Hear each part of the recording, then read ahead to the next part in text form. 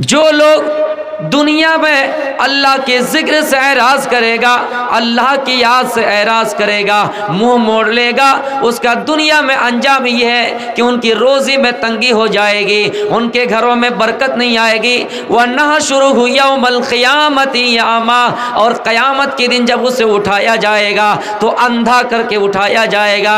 यानी किसी ने कहा आँख ही नहीं होगी, या फिर आँख होगी लेकिन वो देखने से महरूम हो जाएंगे, अल्लाह के जिक्र से गाफिल हो जाएगा। जो अल्लाह के जिक्र से एराज करेगा, मुंह मोड़ लेगा, मेरे भाइयों, दुनिया में उनके घर में रोजी में तंगी हो जाएगी, बरकत नहीं होंगी। और क़यामत के दिन जब उसे उठाया जाएगा तो अंधा करके उठाया जाएगा। कुरान की आयत नाजिल हुई, तुलियत हाज़िहिल आया इंदन नबी सल्लल्लाहु अलैहि वसल्लम, या अय्युहन्नासु कुलू मिम्मा फिल अर्ज़ि हलालन तय्यिबा। आए लोगो, जो हमने तुम्हें ज़मीन में रिज़्क दिया है, जो हमने तुम्हें अनाज दिया है, जो हमने तुम्हें ज़मीन में गल्ला दिया है, उनमें से पाकीज़ा और हलाल माल को खाओ, तय्यिब माल को खाओ। जो हलाल है और पाकीज़ा है उन मालों को खाओ।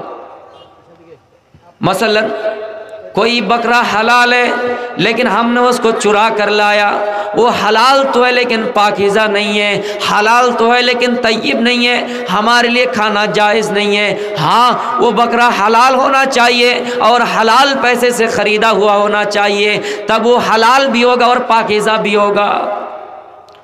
जब ये आयत पढ़ी गई तो एक सहाबी खड़े हुए, साद इब्न अबू वक्कास, और अल्लाह के रसूल से कहा, अल्लाह के रसूल सल्लल्लाहु अलैहि वसल्लम, आप हमारे लिए दुआ कर दीजिए।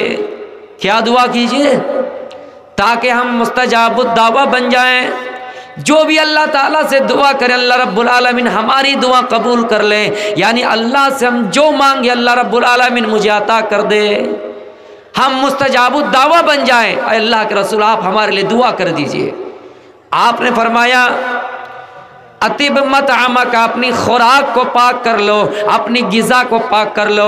ऐसा मुझे दुआ करने की ज़रूरत नहीं है। ये जो तुम खाना खा रहे हो, ये जो तुम गिज़ा खा रहे हो, ये जो तुम अनाज खा रहे हो, ये जो अल्लाह रब्बुल आलमीन तुम्हें गल्ला दे रहा है, इसका तुम जायजा ले लो कि हम हलाल खा रहे हैं या हराम खा रहे हैं। अगर हमने हराम खाया तो हमारी दुआ कबूल नहीं होगी और हमारी इबादतें कबूल नहीं होगी। अगर हमने हलाल खाया तो हमारी दुआ कबूल हो जाएगी। यानी दुआ अगर कबूल करवाना चाहते हो तो हलाल की तरफ ध्यान दो मेरे भाइयों।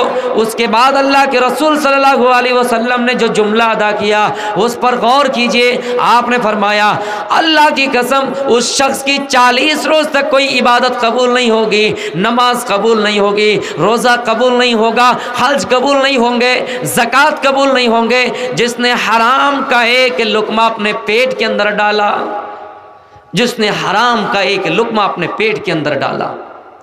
उसके बाद फरमाया कि जिसने हराम की परवरिश से पला है, जिसकी परवरिश हराम से हुई है, उसके लिए आग बेहतर है। जिसने सूद खाकर, ब्याज खाकर अपनी परवरिश की है, अपने आप को पाला है, अपने आप को पोसा है, उसके लिए बेहतर है, आग बेहतर है, उसके लिए जहन्नम बेहतर है। मेरे प्यारे साथियों, इस आयत से पता चला कि हमें और आपको अगर दुआ कबूल करवानी है तो हलाल को अपनाना है, हराम से बचना है, हमारी दुआ कबूल हो जाएगी।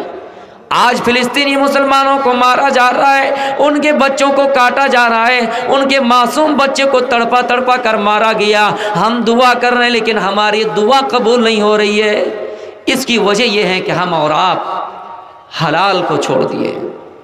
एक बात याद रखिए, हम दुआ करेंगे, बद्दुआ करेंगे, शैतान को खुजली नहीं आएंगे, लेकिन जब हम अमल करना शुरू कर देंगे तो शैतान अपने जिस्म को खुजलाते हुए भाग जाएंगे। शैतान को अमल से परेशानी है। हम और आप बद्दुआ करेंगे तो शैतान को कुछ होने वाला नहीं है। मेरे भाइयों, आज हमारी दुआएं कबूल नहीं हो रही है, इसकी वजह है कि हमने हराम को अपना लिया है, हलाल से कोसों दूर चले गए। क्या कहा अल्लाह के नबी ने? जिस शख्स ने हराम का एक लुक़मा अपने पेट के अंदर डाला, उसकी 40 रोज़ तक कोई इबादत कबूल नहीं होगी। तो हम और आप अल्लाह के ज़िक्र से एराज़ कर लिए हैं, मुँह मोड़ लिए हैं, जिसकी वजह से हमारी दुआ कबूल नहीं हो रही है, रोज़ी में तंगी हो रही है। और क़यामत के दिन जब हमें और आपको उठाया जाएगा तो अंधा करके उठाया जाएगा। तो मैंने तकरीर के शुरू में ये कहा कि हम और आप दुनिया के पीछे पड़ के अपनी आखिरत को ना भूल जाए।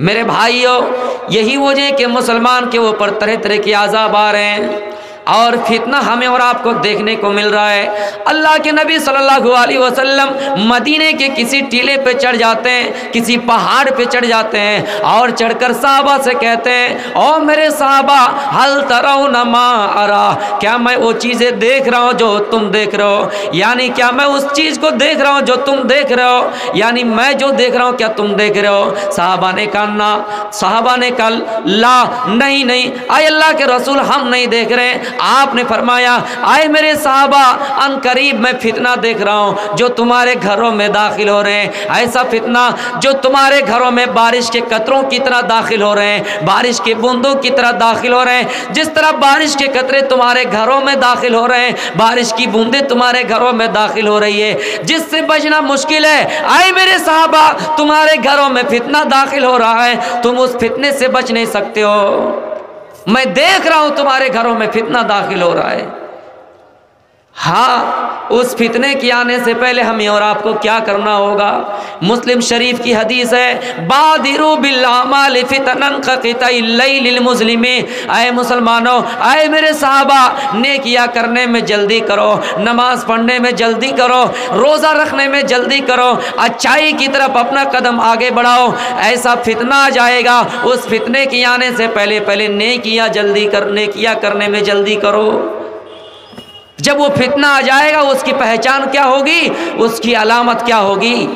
क़क़िताइल लैलिल मुज़लिमी, जिस तरह तारीक रात अंधेरियों में बदल जाते हैं, हमें और आपको कुछ दिखाई नहीं देता है, रात बिल्कुल अंधेरी अंधेरी हो जाते हैं। आसमान की तरफ देखते हैं तो हमें कुछ नज़र नहीं आता है, ज़मीन में देखते हैं तो चारों तरफ अंधेरा ही अंधेरा है। मेरे भाइयों, जब वो फितना आ जाएगा तो हमें अच्छाई का रास्ता पता नहीं चलेगा, हमें बुराई का रास्ता पता नहीं चलेगा, हम अच्छाई के रास्तों से कोसों दूर चले जाएंगे, हमें नमाज का तरीक़ा पता नहीं होगा, हमें रोज़ा का रास्ता दिखाई नहीं देगा, हमें अच्छाई की राह दिखाई नहीं देंगे। जब वो फितना आ जाएगा तो हम गुमराह हो जाएंगे।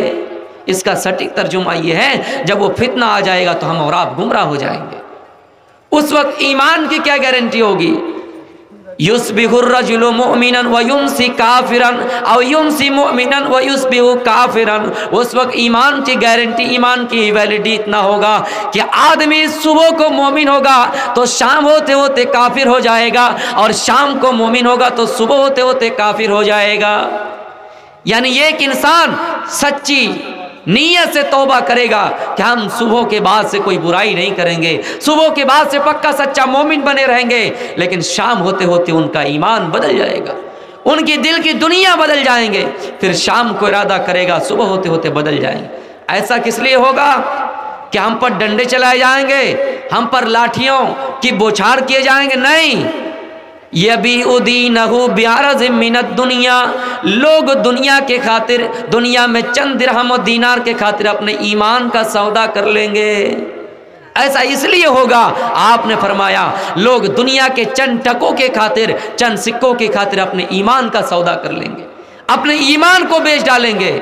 मेरे भाइयों, देख लीजिए, जब गवाही का मौका आता है, हमें किसी पार्टी की तरफ से 2-4 हज़ार रुपया मिल जाता है या 500 रुपया मिल जाता है, हम अपने ईमान को बदल देते हैं, हम अपना इरादा बदल देते हैं, हम अपनी नीयत को बदल लेते हैं।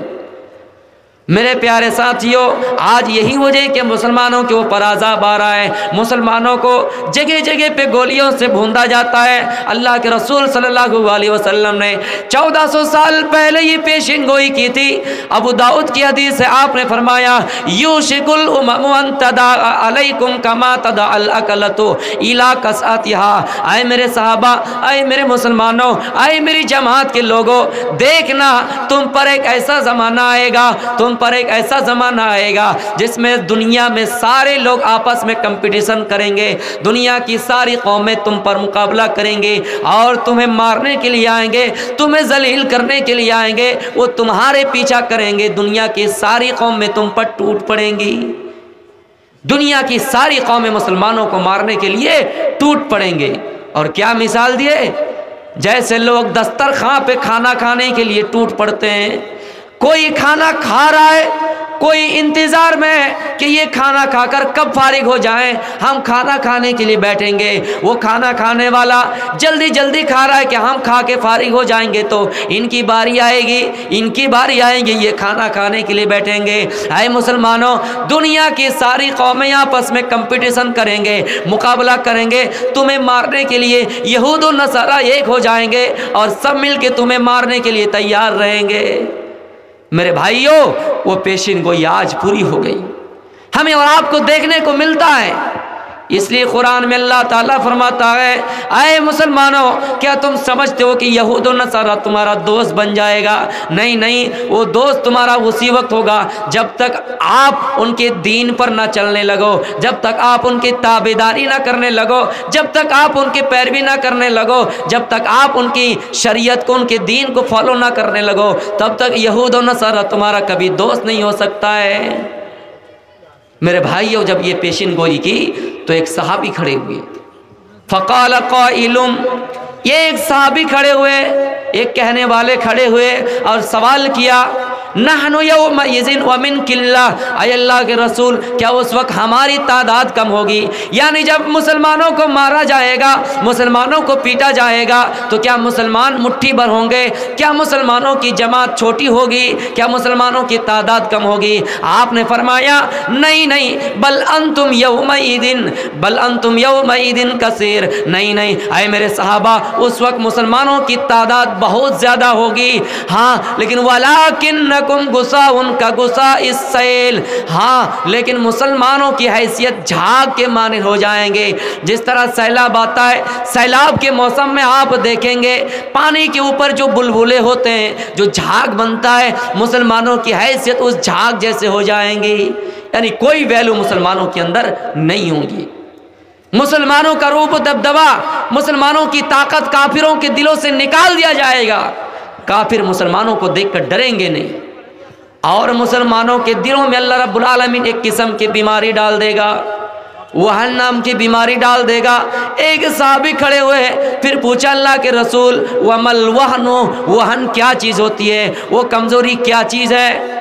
आपने फरमाया हुब्बुद दुनिया व कराहियतुल मौत। आए मेरे सहाबा, वो वहन एक ऐसी चीज़ है कि मुसलमान दुनिया से मोहब्बत करेंगे और मौत को नापसंद करेंगे। वो वहन बीमारी, मुसलमान दुनिया से मोहब्बत करेंगे और मौत से नापसंद करेंगे, मौत को नापसंद करेंगे।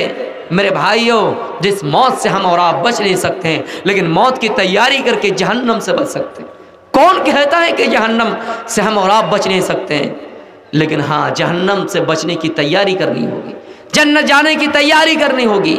मेरे भाइयों, दुनिया में मुसलमानों की हैसियत क्या होगी, मुसलमानों का मामूल क्या होगा कि वो दुनिया से मोहब्बत करेंगे और मौत को नापसंद करेंगे। वो फितना अनकरीब हमारे सामने मौजूद है। अल्लाह के नबी सल्लल्लाहु अलैहि वसल्लम ने कहा, वो फितना क़यामत के आने से पहले पहले जाहिर होगा। हाँ, मुसलमानों को तंबी किया। कुरान में अल्लाह रब्बुल आलमीन ने जुमला नकल किया, वत्तक़ू फितनतन ला तुसीबन्नल्लज़ीना ज़लमू मिनकुम खास्सा। ऐ लोगों, तुम उस फितने से डरो, उस फितने से बचो जो फितना खास खास लोगों के घरों में नहीं आएगा, बेईमानों के घरों में सिर्फ नहीं आएगा, सिर्फ नमाजियों के घरों में नहीं आएगा। वो फितना जब आएगा तो सारे लोगों के घरों में आएगा। वत्तक़ू फितनतन ला तुसीबन्नल्लज़ीना ज़लमू मिनकुम खासा, जब वो फितना आएगा तो सारे लोगों के घरों में आएगा। जब वो फितना आएगा तो सारे लोगों के घरों में आएगा। मेरे भाइयों, इसका मतलब ये है, अगर समाज में कोई बुराई करे तो हमें और आपको रोकना चाहिए। जब किसी माशरे में जलजले आते हैं या फिर खुदा की तरफ से कोई अजाब आता है, तो मेरे भाइयों, वो पूरी बस्ती में आता है, वो पूरे मोहल्ले में आता है। अल्लाह ताला फरमाता है कि उस फितने से बचो जो फितना सबके घरों में आएंगे, उस फितने से बचो जो सारे घरों में आएंगे, पूरे मोहल्ले में आएंगे। तो हमें और आपको उस फितने से बचने के लिए क्या करना होगा? हलाल को अपनाना होगा। जब हलाल को अपनाएंगे तो हमारी दुआ कबूल होगी।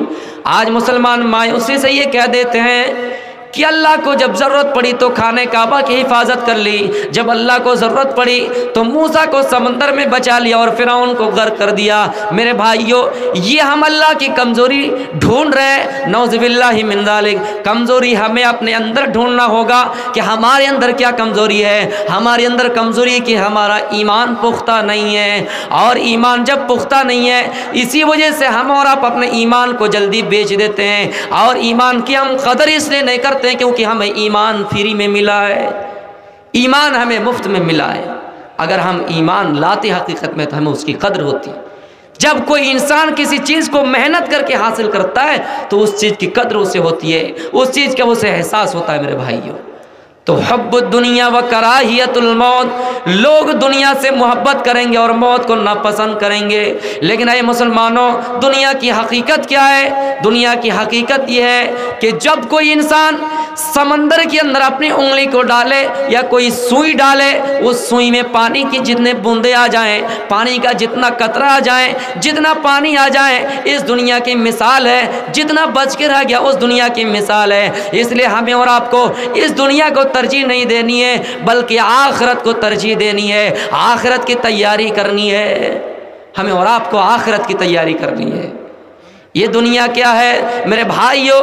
कुरान में अल्लाह रब्बुल आलमीन फरमाता है, इलमु अन्नमल हयातुद दुनिया, ऐ लोगो जान लो ये दुनिया क्या है। ये दुनिया लईबुन खेल है, व लहबुन तमाशा है, व जीनतुन ये दुनिया जीनत है, व तफाखुरुम बैनकुम आपस में एक दूसरे पर फख्र करने का नाम दुनिया है, व तकासुरुम फिल अमवाल वल औलाद और आपस में एक दूसरे से माल और औलाद में आगे बढ़ने का नाम है। एक आयत में अल्लाह रब्बुल आलमीन पूरी जिंदगी का नक्शा खींच दिया। कई लोगों जान लो दुनिया क्या है। जिस दुनिया के पीछे पड़े हो, ये दुनिया खेल है, ये दुनिया तमाशा है, ये दुनिया जीनत है। वो कैसे?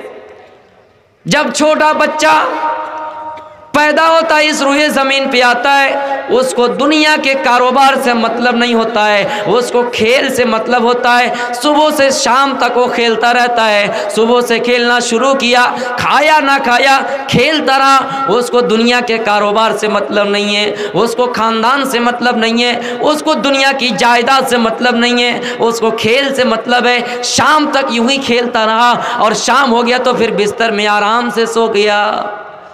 फिर जब बच्चा बड़ा होता है उसको तमाशा करना अच्छा लगता है, एक दूसरे से हंसी मजाक करता है, आपस में वो उसको खुजलाता है, आपस में वो उसको खुजलाता है। मेरे भाइयों, उसको दुनिया में तमाशा करना अच्छा लगता है। फिर बड़ा होता है उसको जीनत इख्तियार करना अच्छा लगता है। 10 साल का हुआ, 15 साल का हुआ, 20 साल का हुआ, उसको जीनत इख्तियार करने में अच्छा लगता है। जीनत इख्तियार करता है, कभी बालों को संवरता है, सजता है, संवरता है, बालों का स्टाइल अलग अलग अंदाज से करता है, अच्छे अच्छे लिबास पहनते हैं, खूबसूरत कपड़े पहनते हैं, अपना स्टाइल चलने का बदल देते हैं। मेरे भाइयों, जब 15 साल का होता है, 20 साल का होता है, उसको जीनत इख्तियार करने में अच्छा लगता है।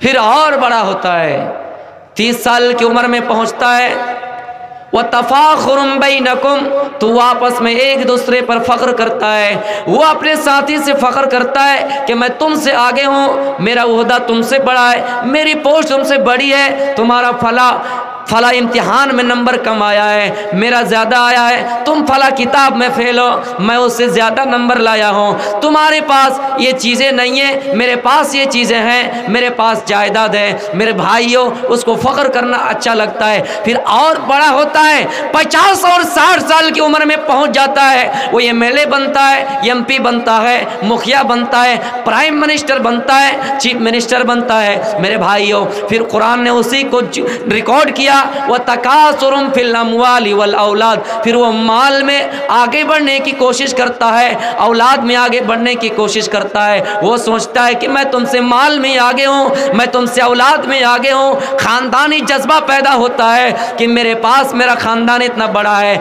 मेरे पास प्रॉपर्टी इतना है, मैं जायदाद में तुमसे बड़ा हूँ, मैं माल में तुमसे ज़्यादा बड़ा हूँ, मैं औलाद में तुमसे ज़्यादा हूँ। मेरे प्यारे साथियों, एक आयत में पूरी ज़िंदगी की तरफ अल्लाह रब्बुल आलमीन ने नक्शा खींच दिया। इतना कहने के बाद कह रहा है कि कमिस्ली गैसिन आजबल कुफ्फार, इस दुनिया की मिसाल उस बारिश के पानी की तरह है, सैलाब के पानी की तरह है। मेरे भाइयों, आजबल कुफ्फार, जब काफिर इस दुनिया को देखता है तो खुश हो जाता है। मेरे भाइयों, जब सैलाब का मौसम आता है, पानी होता है, आसमान से पानी नाजिल होता है और ज़मीन में गिरता है। ज़मीन में जब पानी गिरता है तो हम खेत में अनाज डालते हैं, जब अनाज डालते हैं तो पौधा उगता है, और जब पहली मर्तबा पौधा उगता है, लहलहाता पौधा उगता है, जिसे देखकर किसान खुश हो जाता है। पौधा जब पहली मर्तबा निकलता है ज़मीन से लहलहाता हुआ तो उसे किसान देखकर खुश हो जाता है। उसी तरह ये दुनिया है मेरे भाइयों, फिर वो पौधा धीरे धीरे बड़ा होता है, उसमें अनाज आता है, उसमें गल्ला आता है, उसमें फल आता है, और फिर धीरे धीरे ऐसा हो जाता है। सुम्मा यही जो फतराहु मुस्फर्रा सुम्मा यकूनु हुतामा, फिर वो पौधा धीरे धीरे बड़ा होता है, उसमें फल आता है, वो फिर फल पक जाता है, वो खेती पक जाती है, वो खेती जब पक जाती है तो उसको किसान काट देता है, किसान उसको काट देता है। और जब कटी हुई खेती को आप देखेंगे, जर्दी रंग के आपको लगेंगे, देखने में आपको अच्छा नहीं लगेगा। शुरू में जब पौधा निकला लहलहाता पौधा आपको देखकर कितना अच्छा लगा, उसमें फल आया, देखने में अच्छा लगा। जब वो खेती कट गई, फसल पक गया, आपने उस फसल को काट लिया और वो खेती की तरफ देखिए मेरे भाइयों, कटी हुई खेती को देख के कैसा लगेगा। उसी तरह ये दुनिया की जिंदगी है। जब इंसान जवान होता है उसको दुनिया की जिंदगी सरसब्जो सादाब लगता है। इसको हदीस के जुमलों में इस तरह कहा, अद्दुनिया हुल्वतुन खज़ीरा फत्तकुद दुनिया वत्तकुन निसा। आए लोगों, ये दुनिया सरसब्जो शादाब है, इस दुनिया से बचो और औरत के फितनों से बचो, इस दुनिया के फितनों से भी बचो और औरत के फितनों से भी बचो। जब इंसान जवान होता है, अपनी जवानी पर नाज करता है, इस दुनिया की जिंदगी को देखकर अच्छा लगता है मेरे प्यारे साथियों। लेकिन यही दुनिया की जिंदगी है जो धीरे धीरे पौधे की तरह आखिर उसको कट जाती है जिस तरह, उसी तरह ये दुनिया आपको लगेगी, इस दुनिया की जिंदगी आपको लगेंगी और आपको इस दुनिया की जिंदगी कटी हुई खेती की तरह लगेंगी। वक्ती तौर पर किसान जब खेती को देखता है तो खुश हो जाता है, वैसे ही मेरे भाइयों जो काफिर होगा इस दुनिया को देखकर खुश हो जाएगा मेरे भाइयों, और वो आखिरत की तरफ तवज्जो नहीं देंगे। इसलिए कहा गया है कि ये दुनिया अद्दुनिया सिजनुल मोमिनी व जन्नतुल काफिर, ये दुनिया मोमिनों के लिए कैद खाना है और काफिरों के लिए जन्नत है। इस दुनिया में हम जो करेंगे हमें वो फल मिलेगा। अद्दुनिया मज़राअतुल आखिरा, ये दुनिया आखिरत की खेती है। जब किसान किसी चीज़ को बोता है उससे फसल उगता है, उससे अनाज होता है। मेरे भाइयों, यहाँ जो करके जाएंगे हमें आखिरत में मिलेंगे। लोग माल माल कर रहे हैं, माल कर रहे हैं, दौलत कर रहे हैं। अल्लाह के नबी फरमाते हैं, लोगों ये दुनिया में माल तुम्हारा नहीं है, जो तुमने खा लिया वो तुम्हारा है, जो पहन लिया, जो कपड़ा पहन लिया फिर वो कपड़ा बोसीदा हो गया, वो कपड़ा तुम्हारा है। जो तुमने आखिरत के लिए छोड़ कर गए वो तुम्हारा है, उसके अलावा तुम्हारा कुछ नहीं है। जो खा लिया वो तुम्हारा है, जो पहन लिया वो तुम्हारा है, उसके बाद तुम्हारा कुछ नहीं है। इंसानों गौर करो, और आए मेरे मुसलमानों गुमानी के मेरे भाइयों गौर करो कि जो खा लिया वो मेरा माल है, जो पहन लिया वो मेरा माल है, जो हमने छोड़ कर गए वो हमारा है, उसके अलावा हमारा क्या है। हमें कब्रिस्तान में हमारे रिश्तेदार रख के आ जाएंगे, एक अच्छा दोस्त भी हमें रख के आ जाएंगे, एक बाप भी रख के आ जाएंगे, एक भाई भी रख के आ जाएंगे, हमारा कोई साथ देने वाला नहीं होगा। अगर कोई चीज़ साथ देने वाली होगी तो वो हमारा आमाल होगा, हमारी नेकिया होगी। इसलिए हम माल ना करें मेरे भाई, हम इसी दुनिया को अपनी पूरी जिंदगी समझ लें कि हम इसी दुनिया में रह के मर के ख़त्म हो जाएंगे, हमारा दोबारा हिसाब व किताब नहीं होगा। मेरे भाइयों, इस दुनिया की हकीकत समझिए। अल्लाह के रसूल सल्लल्लाहु अलैहि वसल्लम ने अब्दुल्ला इब्न उमर रज़ियल्लाहु तआला अन्हु के कांधे पकड़कर शाना पकड़कर कहा था, आए अब्दुल्ला इब्न उमर, इस दुनिया में वैसे रहो, कुन फिद दुनिया का अन्नका गरीबुन औ आबिरु सबील, दुनिया में वैसे रहो जैसे कि मुसाफिर रहता है, जैसे एक अजनबी आदमी रहता है। कोलकाता की सरजमी से चलकर कोई आया है और उसको सिल्लीगुड़ी जाना है, उसको आसाम जाना है, लेकिन थोड़ी देर आराम के लिए गुमानी में बैठ गया, गुमानी में रुक गया।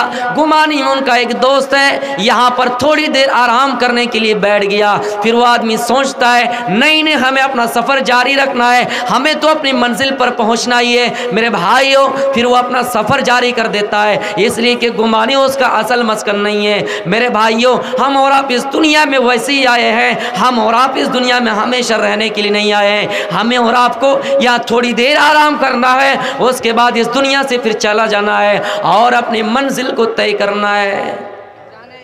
उसके बाद अब्दुल्ला इब्न उमर कहा करते थे, ऐ लोगों, इज़ा अमसैत फला तंतज़िरी सबागा, जब शाम हो जाए तो सुबह का इंतज़ार ना किया करो। व इज़ा अस्बात फला तंतज़िरिल मसा, और जब सुबह हो जाए तो शाम का इंतज़ार ना किया करो। यानी पता चला हो सकता है कोई इंसान सुबह को जागे, शाम तक वो जिंदा न रह सके, अल्लाह को प्यारे हो जाए, इस रुए ज़मीन को अलविदा कह जाए। मेरे प्यारे साथियों, शाम को जिंदा है, बिस्तर पर सोया, लेकिन सुबह होने से पहले पहले उनकी मौत हो गई, उनका इंतकाल हो गया, वो इस दुनिया को छोड़कर चल बसे।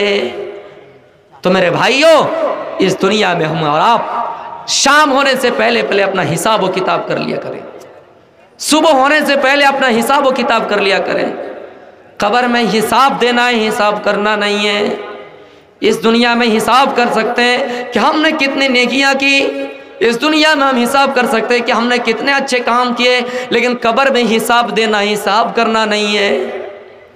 कहीं ऐसा ना हो जब क़यामत के दिन हमें उल्टे हाथों नामा अमाल दिया जाए। मेरे भाइयों, जिस दिन बड़े बड़े पहाड़ गिर जाएंगे, आसमान रोई, आसमान फट जाएगा, ज़मीन फट जाएगी, ज़मीन में ज़लज़ला आ जाएगा। इंसान कहेगा, यक़ूलुल इंसान यौमइज़िन ऐनल मफ़र, कि कहाँ है भागने की जगह, कहाँ है भागने की जगह, कहाँ है आराम करने की जगह, कहाँ है ठहरने की जगह।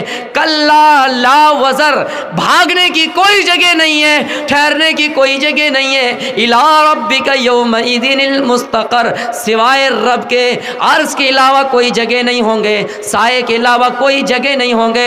मेरे भाइयों, उसके बाद नामा अमाल दिया जाएगा, और अगर आपको खुदा ना खास्ता उल्टे हाथों नामा अमाल दे दिया जाए, पीठ पीछे नामा अमाल दे दिया जाए, जहन्नम जाने की सर्टिफिकेट दे दी जाए, तो आप कहेंगे या लैतहा कानतिल काज़िया, काश के मौत ही मेरा काम तमाम कर देती, हमें दोबारा जिंदा ना होना पड़ता, दोबारा जिंदा ना होना पड़ता, हिसाब व किताब ना लिया जाता। वलम अदरी मा हिसाबिया, मुझे हिसाब व किताब ना दिया जाता, मेरा हिसाब व किताब ही ना किया जाता।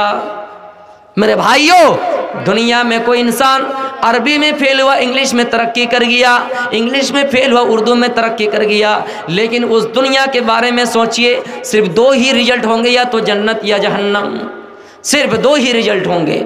इसलिए हम और आप इस दुनिया की ज़िंदगी को तरजीह नहीं दीजिए मेरे भाई। दुनिया कमाइए, लेकिन दुनिया के पीछे पड़ के अपने आखिरत को ना भूलिए। इस दुनिया में आयश इशरत करने वाला, बड़ी मस्ती से ज़िंदगी गुजारने वाला, देश का एमएलए, देश का एमपी, मेरे भाइयों देश का प्राइम मिनिस्टर, जो इस दुनिया में आराम से ज़िंदगी गुजारता है, इस दुनिया में आराम से रहता है, उसके लिए नरम गरम बिस्तर का इंतजाम है। ये एक मरतबा एक ड्रेस अपने जिस्म पे लगा ले, अपने जिस्म पे चढ़ा ले, एक पोशाक अपने जिस्म पे लगा ले मेरे भाइयों, दूसरी मरतबा उसको लगाना गवारा नहीं करता है। दुनिया में हमेशा आयश इशरत की ज़िंदगी गुजारे, लेकिन उस दुनिया के बारे में सोचिए, उस इंसान को क़यामत के दिन लाया जाएगा और फरिश्तों से कहा जाएगा, ओ फरिश्तों, जाओ इसको जहन्नम में एक पल के लिए डाल दो, जहन्नम में एक पल के लिए, के लम्हे के लिए डाल दो। फरिश्ते उसको जहन्नम में एक पल के लिए डालेंगे, कुछ ही लम्हे के लिए उसको जहन्नम में डालेंगे। पलक झपकने में हमें और आपको कितना टाइम लगता है, इतने ही वक्त के लिए उसको अगर जहन्नम में डाला जाएगा और फिर उसको जहन्नम से निकाला जाएगा और उनसे पूछा जाएगा, आई दुनिया के बादशाह, ये बताओ क्या तुम्हें दुनिया की नियामतें याद है, क्या तुम्हें दुनिया की आयश इशरत याद है, क्या तुम्हें दुनिया की फरौनी याद है, क्या दुनिया की आयश इशरत तुम्हें याद है, दुनिया की खुशी याद है? वो कहेगा नहीं। उसको दुनिया की कुछ भी खुशी याद नहीं होगी, दुनिया के ऐश इज़्ज़त उसको याद नहीं होंगे मेरे भाइयों। सिर्फ एक पल के लिए उसको जहन्नम में डाला जाएगा। लेकिन हाँ, एक ऐसे इंसान को भी लाया जाएगा जो दुनिया में हमेशा तकलीफ से ज़िंदगी गुजारे, दुनिया में हमेशा मुसीबतें झेली, दुनिया में हमेशा एक टाइम का खाना मिला तो दूसरे टाइम का खाना नहीं मिला, दूसरे टाइम का मिला तो तीसरे टाइम का नहीं मिला। आराम से कभी ठंडे के मौसम में, जाड़े के मौसम में अच्छा लिबास पहन नहीं सका, जैकेट का इंतजाम नहीं हो सका, शूटर का इंतजाम नहीं हो सका। मेरे भाइयों, उस इंसान को लाया जाएगा, क़यामत के दिन लाया जाएगा और उसे एक पल के लिए जन्नत में डाला जाएगा, एक पल के लिए उसको जन्नत में डाला जाएगा। जब जन्नत में डाला जाएगा फिर उसको निकाल लिया जाएगा और निकालने के बाद उससे पूछा जाएगा, क्या तुम्हें दुनिया की नेमतें, क्या तुम्हें दुनिया की तकलीफ़ें याद है, क्या तुम्हें दुनिया की मुसीबतें याद है? आए फला, दुनिया में तुम्हें खाना मिल रहा था या नहीं, क्या तुम्हें दुनिया की तकलीफ़ें याद है? वो जन्नती कहेगा, नहीं नहीं, हमें दुनिया की कोई तकलीफ़ याद नहीं है। एक पल जन्नत में डालने से दुनिया की सारी तकलीफ़ों भूल जाएंगे और जहन्नम में एक पल के लिए डालने से दुनिया की सारी आयश इशरत को भूल जाएंगे। तो मेरे भाइयों, सोचिए, जिस ज़िंदगी को हमेशा, जिस ज़िंदगी में हमें हमेशा रहना है, उस ज़िंदगी के बारे में सोचिए, उस ज़िंदगी की तैयारी कीजिए। इस दुनिया की क्या हकीकत है? लौकानत दुनिया तादिलु इंदल्लाहि जनाह बऊज़तिम मा सका काफिरम मिनहा शरबत माइन। अल्लाह के नबी सल्लल्लाहु अलैहि वसल्लम फरमाते हैं, आए लोगों, दुनिया को तरजीह देने वालों, दुनिया को बहुत बड़ी हैसियत के समझने वालों, दुनिया को अच्छी और बेहतरीन समझने वालों, सुनो दुनिया की हैसियत क्या है। दुनिया की हैसियत अल्लाह के नज़दीक मच्छर के पर के बराबर भी नहीं है। ये एक मच्छर मामूली सी, लेकिन उसके पर के बराबर भी दुनिया की हैसियत नहीं। अगर हाँ, दुनिया की हैसियत मच्छर के पर के बराबर भी होती, दुनिया की हैसियत मच्छर के पर के बराबर भी होती, तो रुए ज़मीन में किसी काफिर को पानी का चंद घोंट भी नहीं दिया जाता, पानी का एक कतरा भी नहीं दिया जाता, पानी की एक बूंद भी उसे नसीब नहीं किए जाते। दुनिया में उस इंसान को पानी का एक कतरा नहीं दिया जाता।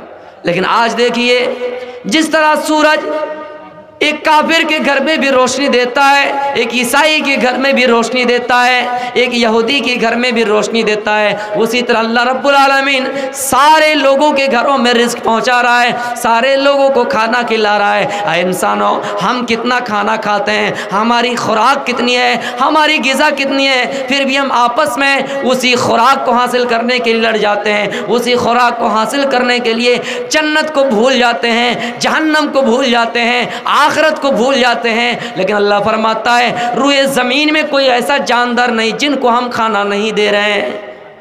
वमा मिन दाब्बतिन फिल अर्ज़ इल्ला अलल्लाहि रिज़्क़ुहा। रुए ज़मीन के अंदर कोई ऐसा जानदार नहीं जिनका रिज़्क़ अल्लाह के ज़िम्मे में ना हो। समंदर के अंदर एक बहुत बड़ा जानवर है, विशाल जानवर, बहुत बड़ी मछली, ब्लू व्हेल के नाम से। ये एक दिन में कितना टन खाना खा लेती है वो मछली? मेरे भाइयों, 3 से 4 टन खाना खा लेती है। 100 केजी में 1 कुंटल बनता है, 10 कुंटल में 1 टन होता है। आप गौर कीजिए, इतनी बड़ी मछली को खाना कौन खिला रहा है? हमारी खुराक तो सिर्फ 100 ग्राम है, ये ज़्यादा से ज़्यादा 1 पवा है, ज़्यादा से ज़्यादा 1 केजी है। लेकिन इसी खाना की वजह से, इसी खाना को जमा करने की वजह से हम अपनी आखिरत को भूल गए हैं। मेरे भाइयों, इस दुनिया की हकीकत अगर मच्छर के पर के बराबर भी होती तो अल्लाह रब्बुल आलमीन रुए ज़मीन में किसी काफिर को पानी का एक घूंट भी नसीब नहीं करता। ये के बादशाह, जिनके पास प्रॉपर्टी है, जिनके पास कारोबार है, जिनके पास तिजारत है, जिनके पास इतनी दौलत है कि वो बैठ के उनकी क़यामत तक क़यामत उनकी नस्लें आएंगी, उनका ख़ानदान आएगा, बैठ बैठ के खा सकता है। लेकिन वो बादशाह अपने घर को छोड़ के कहीं किसी सफ़र में चले जाते हैं। उस सफ़र में गए, जहाँ पर कोई नदी नज़र नहीं आए, जहाँ पर कोई तालाब नज़र नहीं आया, जहाँ पर पानी नज़र नहीं आया, मेरे प्यारे साथियों, पानी के लिए वो प्यासा हुआ है, पानी के लिए वो प्यास प्यास चिल्ला रहा है कि पानी कहाँ मिल जाए, पानी की चंद घूंट कहाँ मिल जाए, पानी का कतरा कहाँ मिल जाए, पानी की बूंदे कहाँ मिल जाए। इतने में ये एक चरवाहा जंगल से बकरियाँ चला कर गुजर रहा था। उनके पास बोतल था, उनके पास बर्तन थे, उन बर्तन में पानी की चंद घूंट उस बर्तन में मौजूद थे।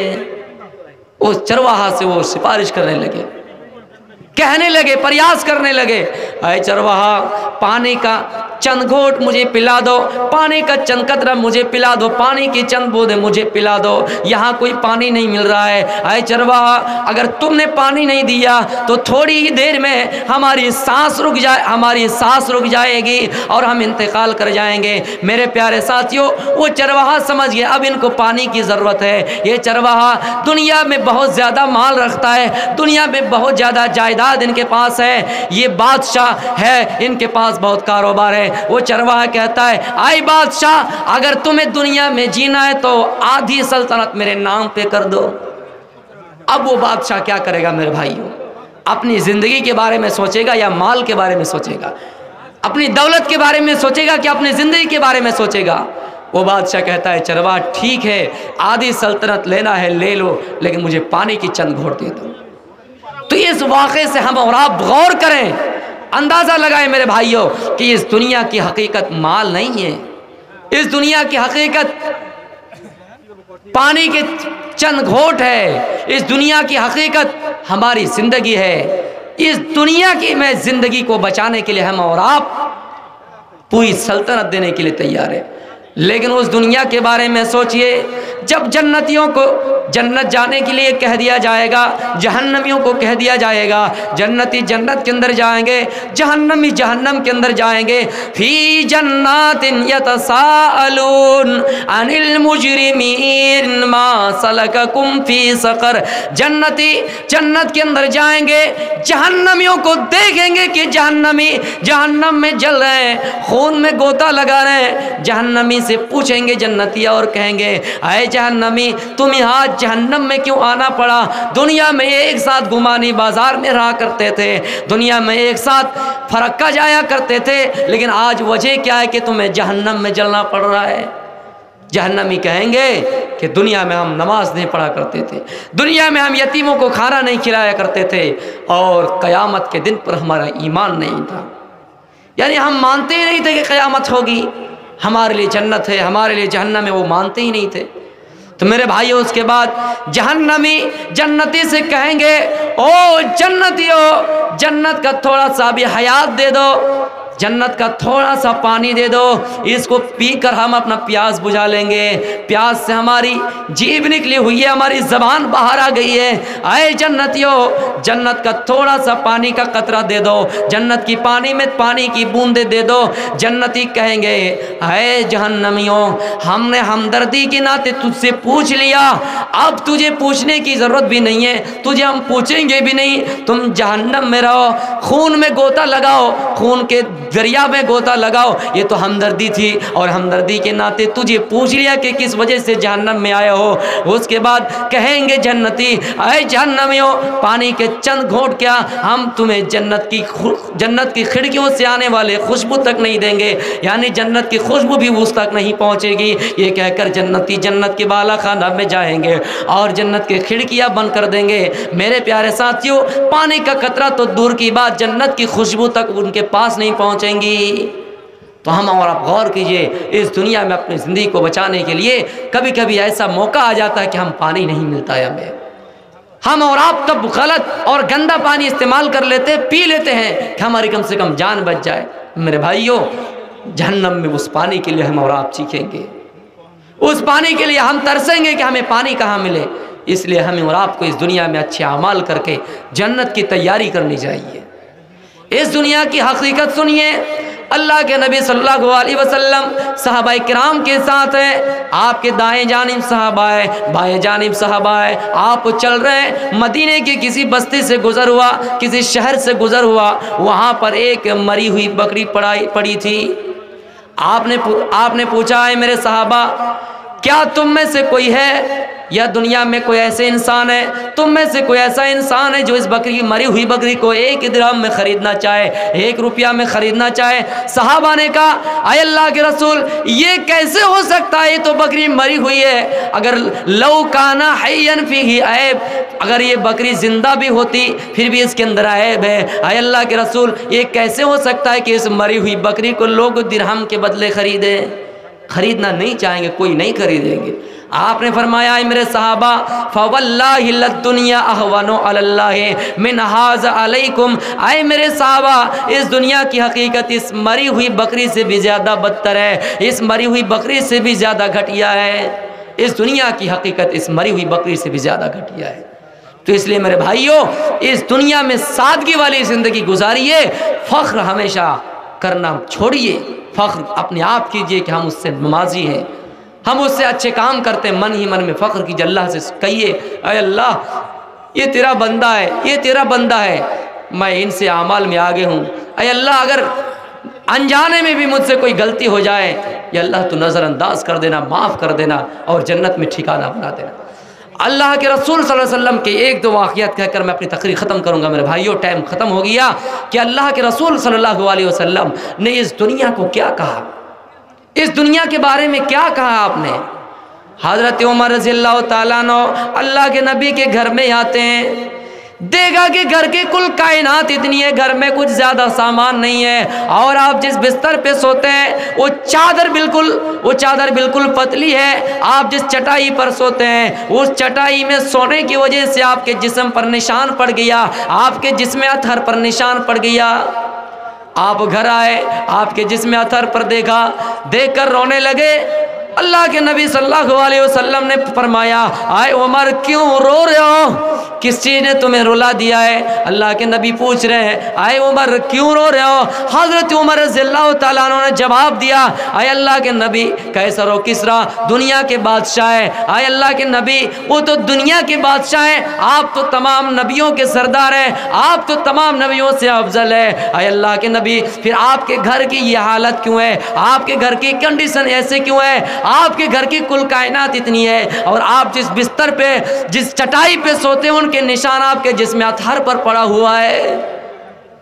आपने फरमाया, उमर, क्या तुम ये नहीं चाहते हो कि ये नियामतें जो कैसर व किसरा के पास है, लहुम फिद दुनिया वलना फिल आखिरा, ये नियामतें उनके लिए दुनिया में हो और हमारे लिए आखिरत में हो। मेरे भाइयों, और इसी तरह एक रिवायत अब्दुल्लाह इब्न उमर से मरवी है। अब्दुल्लाह इब्न उमर को आपने फरमाया, कहा अब्दुल्लाह इब्न उमर, करा के बिरिस्तजल्ला तहता शजरतिन सुम्मा राहा वतरा कहा, आए अब्दुल्लाह इब्न उमर, इस दुनिया में वैसे रहो जिस तरह एक मुसाफिर किसी सायेदार जगह में थोड़ी देर आराम के लिए बैठता है, फिर वो अपना मंजिल पर चलना शुरू कर देता है। मेरे प्यारे साथियों, एक अंसारी औरत आई, आपके घर में देखा कि आपके बिस्तर का ये हाल है, जल्दी घर गए और एक बिस्तर का, नरम गरम बिस्तर का इंतजाम कर दिया। अल्लाह के नबी घर आए, देखा कि ये बिस्तर कहाँ से आया, फौरन सवाल किया, ऑब्जेक्शन किया, ऐतराज किया, आयशा, ये बिस्तर कहाँ से आया, ये चटाई, ये चादर तुम्हें कहाँ से मिली? आयशा कहती है, एक अंसारी औरत ने देकर गया। अल्लाह के नबी कहते, आयशा वापस कर दो, मैं नहीं चाहता हूँ कि नरम गरम बिस्तर हो। आयशा, मैं अगर अल्लाह से दुआ करता तो अल्लाह पहाड़ को भी सोने और चांदी का कर देता, और मैं जहाँ जाता पहाड़ मेरे साथ जाते, वो सोना चांदी मेरे साथ होते। मेरे प्यारे साथियों, मैं अपनी तकरीर को यहीं से ख़त्म करता हूँ। आखिर में अल्लाह रब्बुल आलम से दुआ है, बारीला हम सब तमाम मुसलमानों को दुनिया के साथ साथ उस दुनिया को भी समझने की तौफीक अता फरमाए और आखिरत को कामयाबी बनाने की तौफीक अता फरमाए। अगर बोलने में कुछ गलतियाँ हो तो आप मुझे माफ़ फरमाएँ। वमा अलैना इल्लल बलागुल मुबीन व आखिरु दावाना अल्हम्दुलिल्लाहि रब्बिल आलमीन। अस्सलामु अलैकुम व रहमतुल्लाहि व बरकातुहू।